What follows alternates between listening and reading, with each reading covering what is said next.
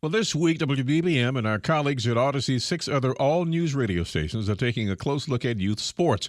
Everything from the mental health benefits to the potential harm of specializing too soon. WBBM's Josh Liss has today's installment of a series we call State of Play, the Risk and Rewards of Youth Sports. It's a dangerous word in the world of youth sports, specialization. And doctors like the University of Chicago's Holly Benjamin, a professor of pediatrics, claims it's led to a crisis point. When you specialize like that, there's increased pressure from peers, but more importantly, parents and coaches to perform successfully now that there's all this focused time and investment in you. While Dr. Benjamin understands some kids suffer from specializing, others may flourish, according to Brian Duffy, who owns top-tier North Baseball Club and operates around 30 teams with kids ages 8 to 18. I've seen players with us develop really young, 8, 9 years old, and build up all the way through when they start going into college, and it's a great thing to see, because you see how they develop over time. And you want to learn some of those advanced skills at a young age. And if you could do that from a mechanical standpoint, you're going to be in a really good spot when you hit puberty and then start gaining some strength. Duffy says a key to specializing in a healthy way is finding people who care about their kid, regardless of what team they're on.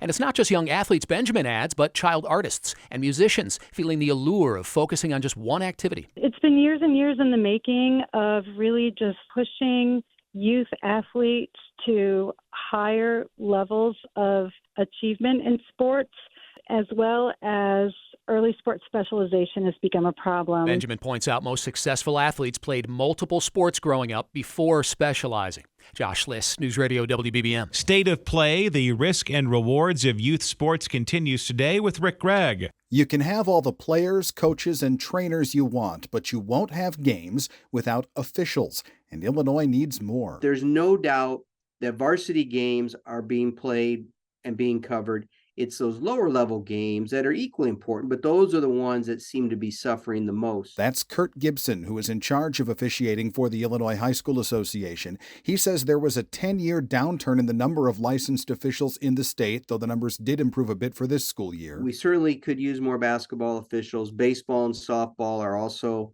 on the lower end.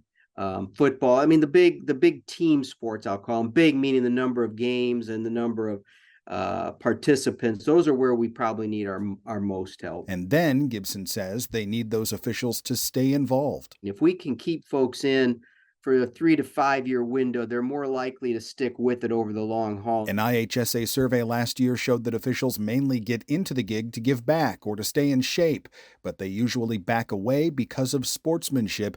They don't want to deal with the guff that Gibson says is getting worse. Gregg, News Radio 105.9 WBBM.